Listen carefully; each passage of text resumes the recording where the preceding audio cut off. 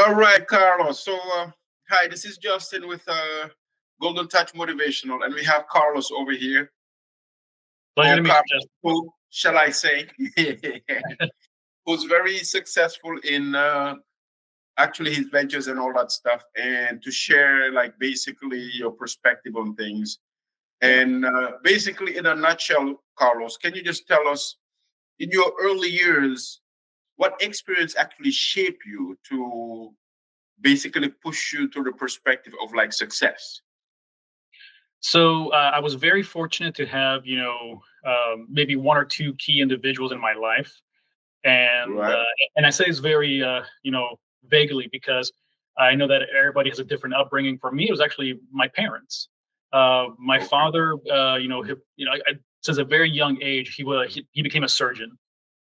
And again, and he actually, our family's from Venezuela. So, being Right. foreign, he came to the US, studied, and came back to Venezuela. And of course, now we've been living in the US for many years. But Right. seeing, how he strived, to want a better life for his family, hence why we Right. ended up in the US. And seeing his motivation, the hard time that he was putting in, as most people can guess that doctors and surgeons may have. And then Mhm. also on the other kind of side of the coin was my mother, who, funny enough, as my dad being the professional he is, a medical doctor or surgeon, my mom was kind of a Jill of all trades. Like she kind of left, high school with, with a GED comparable. She never Right. really like graduated college or any of that, but she did so many great things. She has worked as a high level, C plus suite kind of, executive. She has worked as a secretary. She had, so Right. she's done what needed to be done in order to make sure that the family has what they need and thrived. And it's Right. kind of great seeing that professional perspective of going like, oh yeah, you think doctor, lawyer, kind of big thing, Right. be a person who's not that and still having success and making it. So that's probably what's Absolutely. shaped me. Wow. So yeah, I can see that because I can tell your mom had that emotional intelligence. So now, what actually inspired you to embark in that personal growth and achievement? Because I know at some point you have to say, you know what, these are my goals. This is what I'm striving for. Yeah, it's you know, people say a lot nowadays about how those things take time. Some others have that already. They knew this since 8 years old. They wanted to be you know, a, a doctor or a dentist or a fireman or whatever, and Right. that's great for those people.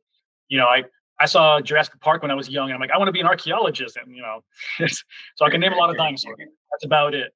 But for me, it really kind of hit me. It wasn't until later in my life, to be honest. I remember, Right. speaking with my parents. I'm going like, Dad was a doctor at this age, and haven't accomplished all these things, and they're like, it's okay, don't compare, compete, but don't compare, Right. because Right. everybody's life is different. So really, it didn't hit me really until like my late 20s when I started kind of, experiencing more of life, seeing what's out there as far as, Right. opportunities, having the trials and Yeah. tribulations, going like, oh, this is a great field. I was going like, I hate this field.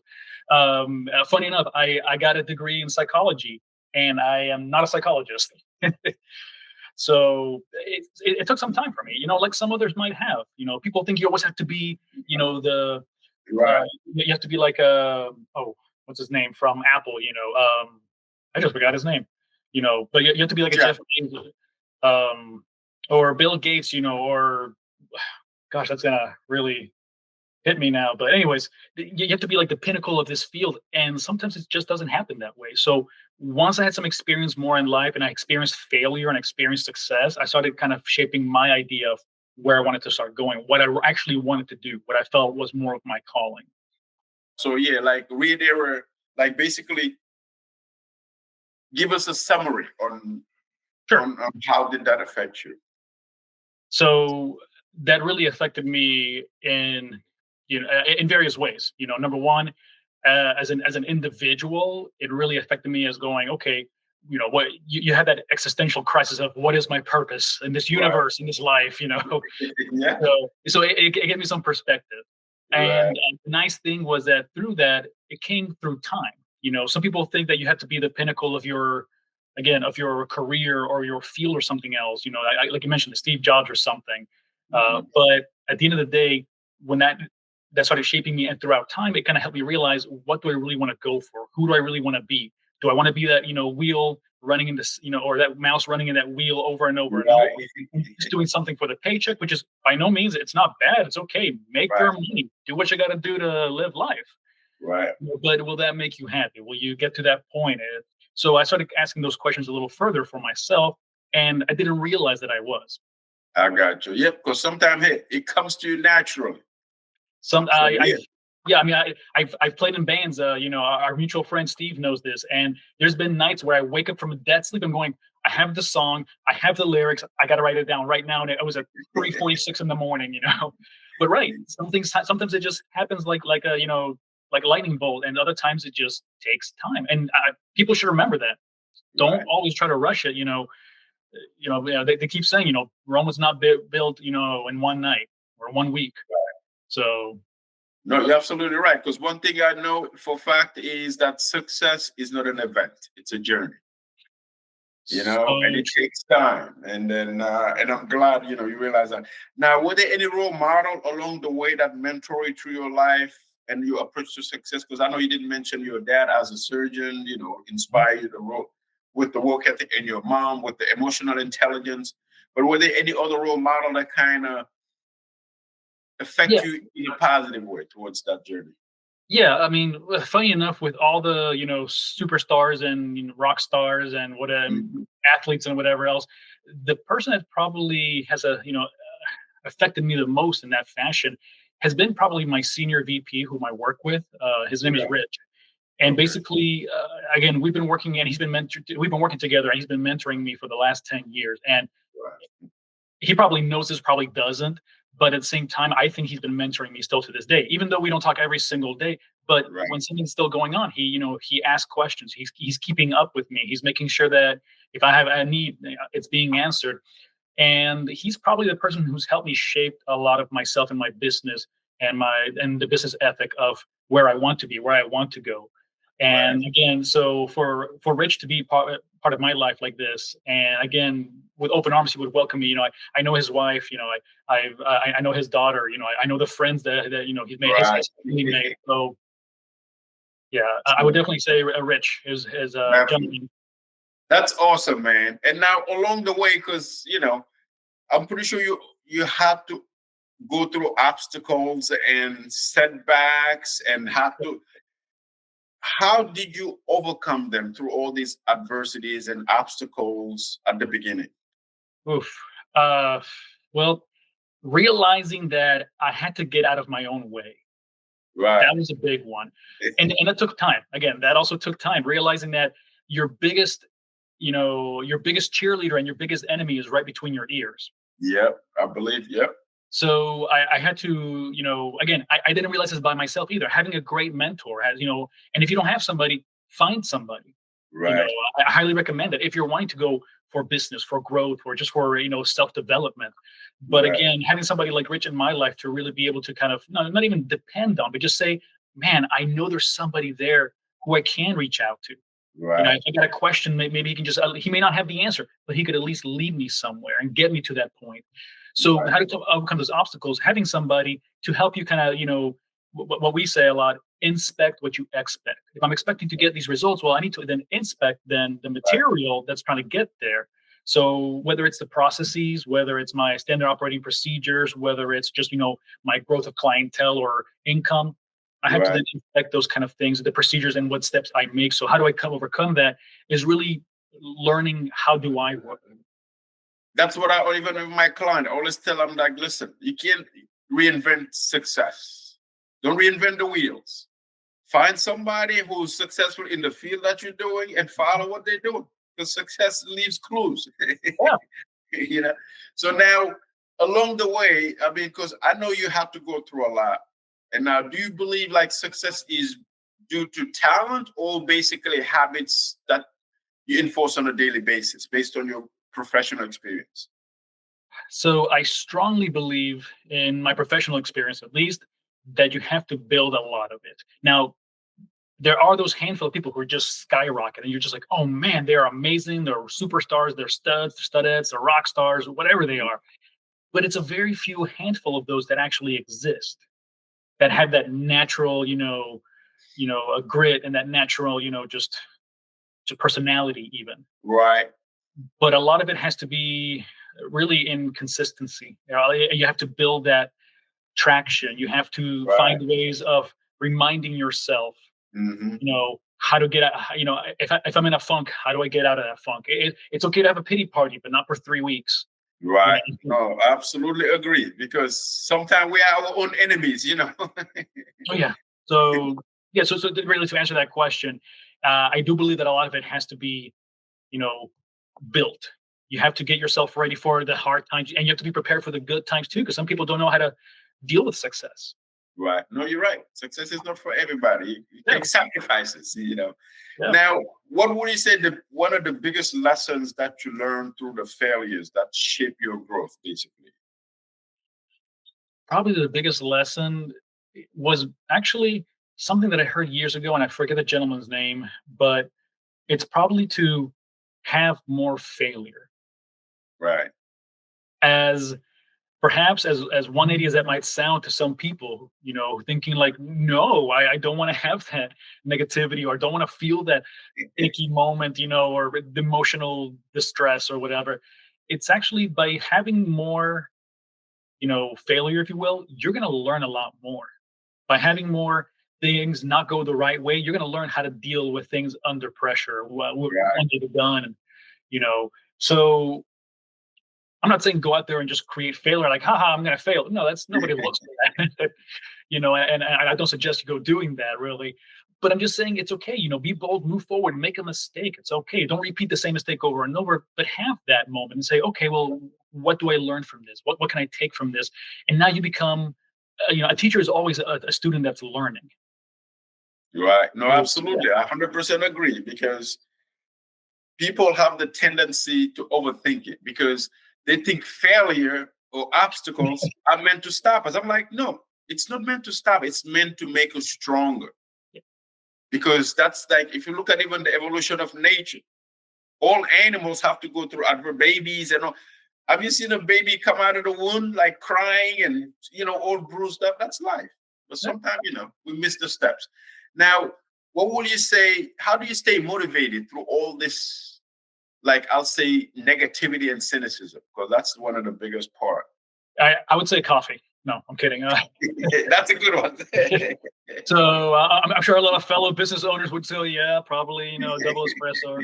No, I really would say number one, and especially working in the field that I work in the world of, finance and whatnot, is turn Mhm. off the news. Um, you know, we get sold a lot of negativity. Right. So, staying away from that, try to, and I'm not saying bubble yourself, into this perfect little world where, and then you become too delicate. No, I'm just saying, be careful what you're always listening to, what's always running back out there. We have to understand that we're trying to be sold every single day something. Yep. And at the end of the day, though, how do I overcome that? I try to keep away from that negativity. I try to surround myself with positivity. Okay, Right. if I see the negativity of something here happening, then how can I then turn the situation around or make it Right. now a learning lesson in life? Yep. Now I know what's happening as of this recording today. I know like the big thing that's going on in the world, at least in the U.S., is Mhm. the L.A. Right. wildfires. Yep. So I understand that something like that, you can't just say, well, I'm on fire and things are okay. No, no. I mean, obviously, I understand there's moments of tragedy and things happening in the Right. world around us. But then what do we take from that? Do we make better policies? Do we put plans in place? Do we X, Y, and Z? So we got to find to not make the same mistakes over and over and find something to take its place at least. So, Absolutely. Yep. That's oh, actually that's very good because I say the same thing because I tell people, listen, the mind is like a sponge. It absorbs everything around it. So you have to have a positive surrounding and you stay away from negativity.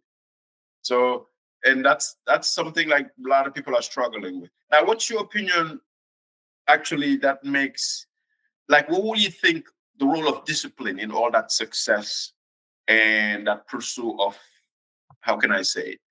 That success journey. Where will you place discipline? probably in the top three for sure. Right. You know, uh, Alongside to consistency, which Hmm. helps discipline, and really, having something to believe in.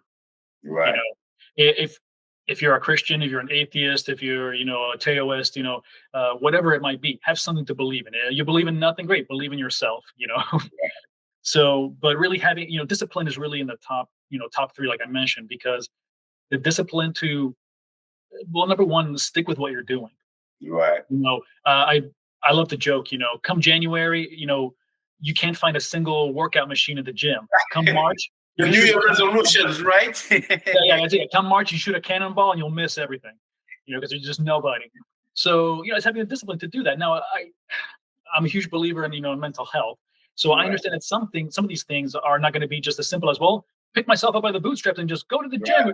gym. Hey, mental health plays into a lot. Sometimes you just have a bad week or a bad month. I, Right. I get that. So I've been there. But nevertheless, it's having the discipline to say, okay, great, have that moment, have myself be, inspect what you expect, and then work through that, taking that negative moment and then try to turn it to a positive or make it something that you have control of. Don't just Right. be a victim, make yourself somebody that can actually take that and run with it and use it to your Right. advantage somehow. So yeah, Wow. like I said, discipline is definitely up there with one of those three that I mentioned, Yeah. because I just know that continuing to do it really helps out.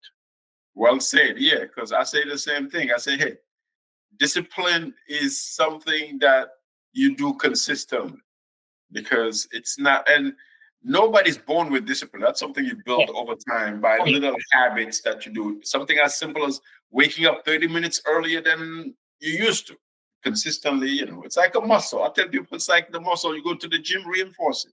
So, no, that's some great answers, actually, Carlos. Now, in your opinion, what makes someone truly a great leader? Because I know everybody thinks they're leader, but in your Yeah. opinion, what would you say? Yeah. Just because you're a boss or a manager does not make you a leader. Yeah. In my personal opinion. And it's funny enough, recently, and I'm talking within the last week, Right. my perspective on what makes a real great leader has really shifted. Right. And for me now, and again, it kind of blew my mind when it was presented to me in this fashion. It's that a true great leader is not looking to lead. Mhm. A true great leader just does. Right. That's And a good one. people start looking at them going, hey, I see, kind of like you said earlier, success leaves trails. Well, if I see this person that they're being successful, maybe I should ask questions, or what are they doing in this fashion? Man, I see this person working out or getting the abs that I want for come summer, or whatever it might be in your life, in your professional career. So the person who wants to be a great leader doesn't just say, "Ha, look at me, all these accolades and Nobel prizes. Okay, well, Yeah. no, a great leader says, "Yeah, sure. Well, if you're looking for something, let me help you out. Let me be a servant leader. I don't Right. do it for the fact of degrees and prizes. I do it for the fact that it can help somebody else, and not Mhm. because I say you should be like me. No, it's like, hey, that's great that you want some leadership. I would be glad to, since you are allowing me. You're Right. you're giving me the permission to Mhm. pass knowledge on or to help out or do whatever. So you should never ask for it. You should always be a servant to others. So Absolutely. Yeah. That's what I say. One of my mentors used to say, hey, a leader is just a fancy name for a servant. That's as simple as that. I yeah. was like, man, that's a good one. Now, how do you stay authentic, Carlos, while meeting the expectations of others? Because everybody expects you to be somebody, something. Yeah, How we do all you different. We're navigate different around masks. staying authentic? Yeah. So how do I? So the question being, how do I stay attentive? Right. Well, authentic, like being yourself Oh, while okay. meeting the expectation of others. Everybody wants you to be someone, but how do you stay authentic to yourself? Well, man, that's. I mean, it can sound tough Mhm. because like I said, people wear masks. Like for example, I don't mind sharing my story. Right. Again, as I mentioned earlier, our mutual friend Steve. He knows that I come from a deep musical background. I love punk rock music, metal music, things of that nature. So how am I this guy wearing a button up shirt? And trust me, I noticed your vest. I'm like, oh man, I like that. I saw this 6 button figure. Like, I love that kind of stuff. So Right. exactly, how do I meet with my clients who are expecting to move $500,000 to not be this crazy person wearing hoodies and ripped jeans? Right. Right. I You're don't right. trust them.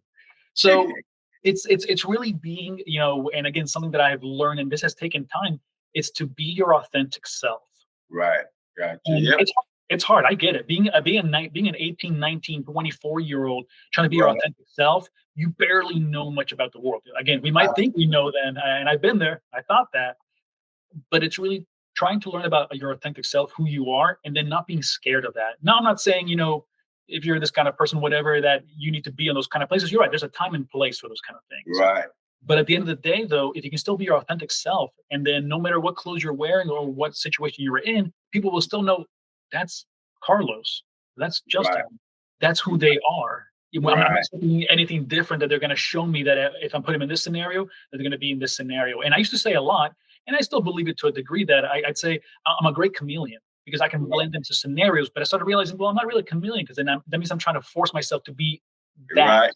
Hmm. No, I'm still my authentic self, put in that environment, and people can still accept me in that environment for who I am.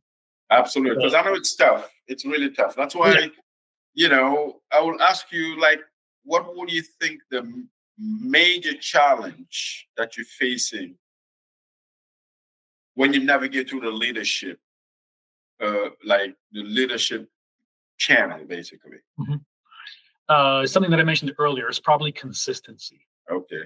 We might see in movies or publications of sorts about this person who's always at the top of their game, and they're always there, and they're always kind of this position, Right. and that's tough sometimes because then you feel like, am I keeping up a facade or is this really who I am? And Right. learning that as yourself.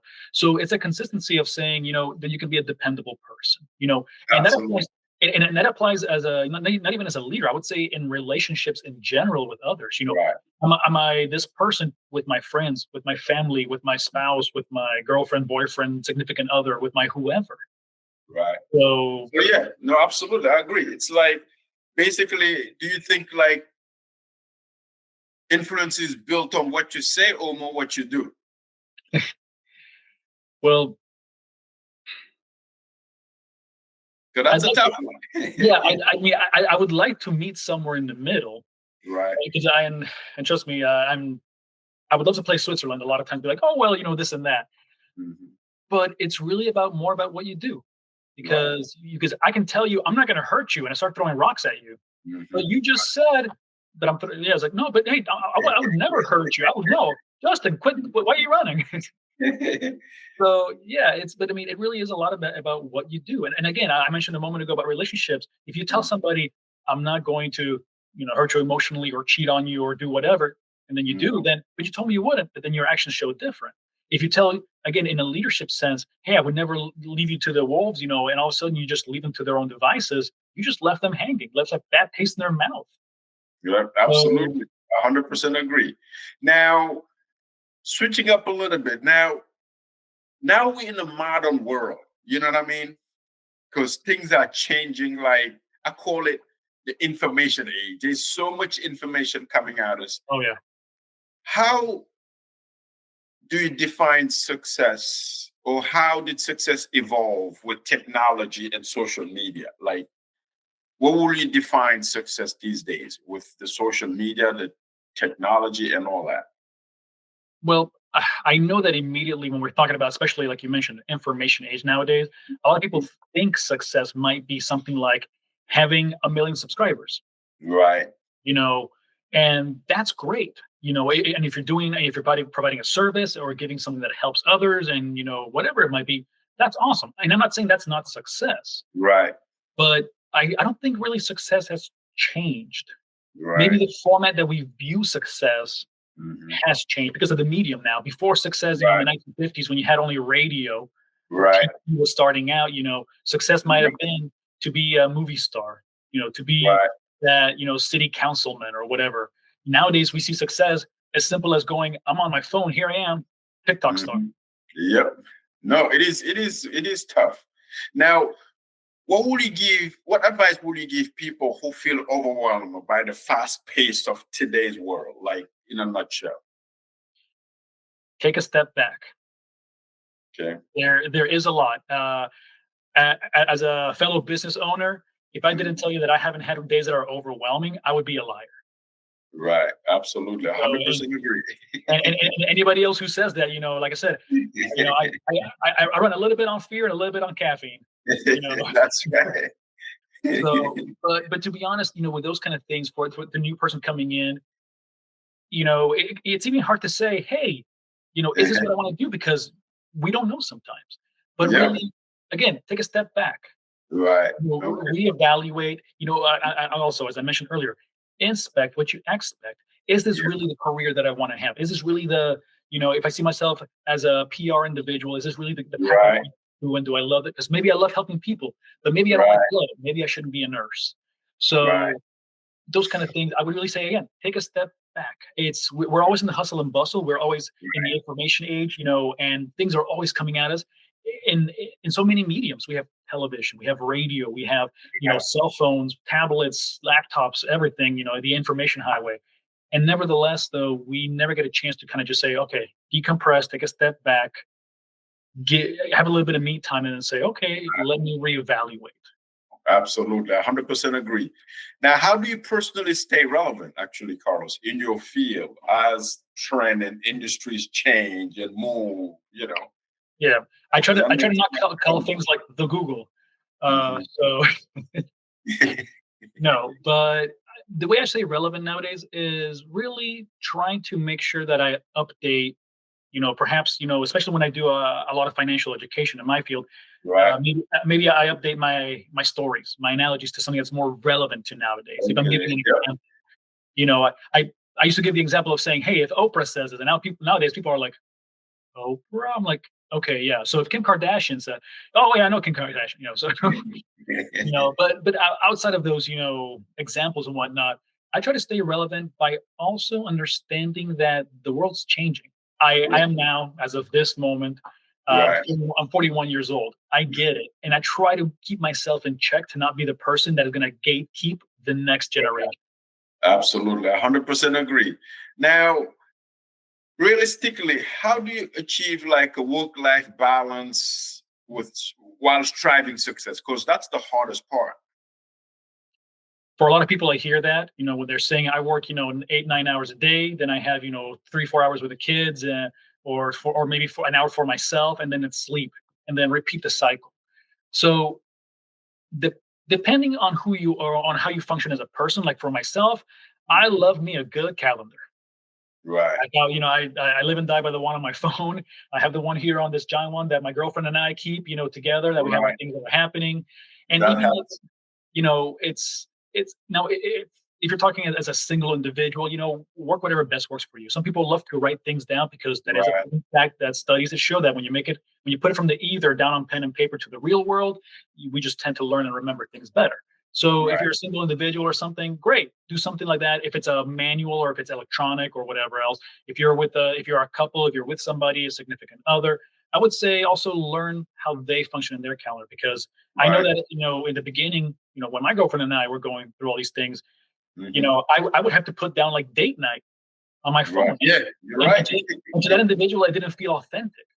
But then we Yep. learn about ourselves, and that, hey, this is how I work best, and that's how you work best. And then, we're going through that kind of stuff. And then you start realizing that you maybe work to a point where you don't need to do that anymore. Where you now make it a habit that, hey, Right. Wednesday night is date night, or hey, every other week, or whatever it is for yourself. Right. So we talked about earlier, creating that habit, having that discipline, the Right. consistency of it. So for myself, it's a calendar. It's knowing that I put there. If it's not there, it doesn't exist until Right. I No, know that's that. great.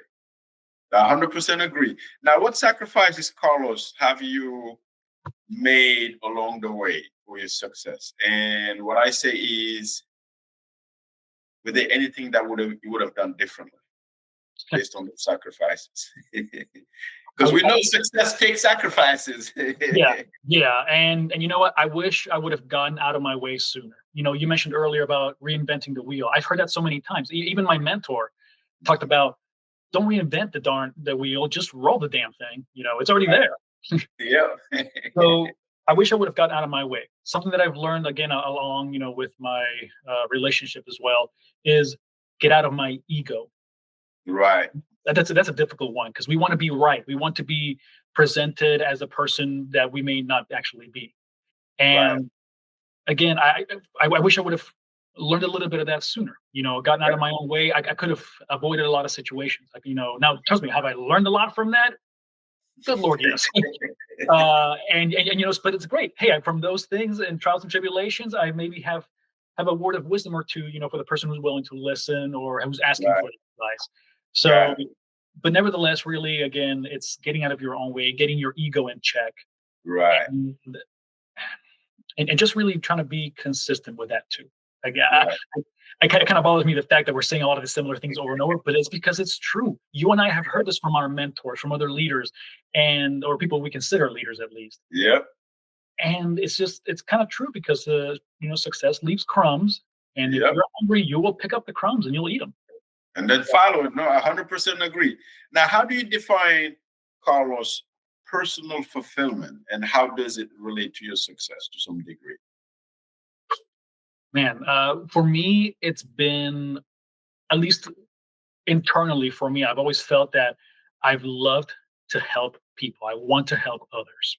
Mhm. And I understand that that's not instilled in everybody. For some people, it's just maybe, man, I love money and I want to get a bunch of money, and that's okay. Nothing wrong with having the Bugatti, Maserati, and the Ferrari. Right, That's right. awesome. But at the end of the day, again, for me, for myself, again, it was always wanting to help others. So I found something that eventually led me to be able to be successful for myself, for my own egotistical purposes of going like, yeah, I feel good. I help somebody, but I also Right. can become wealthy doing that as well. And I don't think there's ever anything wrong with that. You should Right. always be paid in whatever you do. You should always be paid for number one, what you're worth, but number two, for something Mhm. that you're giving your time and your efforts for. Absolutely, 100% agree. Now, what practices and habits, Carlos, helps you maintain that positive mindset, like, and face challenges? Because I know that's the hardest part. Yeah. It's trying to find something that will work best with yourself. Part of that Right. is getting out of your ego, going like, "No, I'm good." No, you're not. If you Yep. think That's you know everything, you have no idea. But okay. for me, it's actually I started going to therapy. You know, Right. helping me kind of take a step back and inspect what you expect. And if I'm not getting the results that I wanted, you Mhm. know, my partner told me, "Well, maybe you should look at this." I'm going, "Fine," and then I realized, good Lord, I should have done that a lot sooner. Right. But again, that helped me out.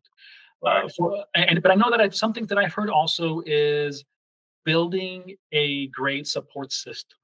Right. When it Yep. comes to that motivation, we have to realize we can only cheerlead ourselves so much because we can Yep. lie to ourselves. We can say, "Oh Agree. well, I Yep. mean, I made one sales phone call today. Man, that was a hard call. I can take a break for the rest of the day. That was an 8-minute call, man. Come on." So sometimes having an external motivation can help you out. Having a teammate that you have as an accountability partner, which I've done a lot of times, where I'm going, Right. hey, listen, for the next month, you and I, we're making minimum 10 calls every day for the next 30 days.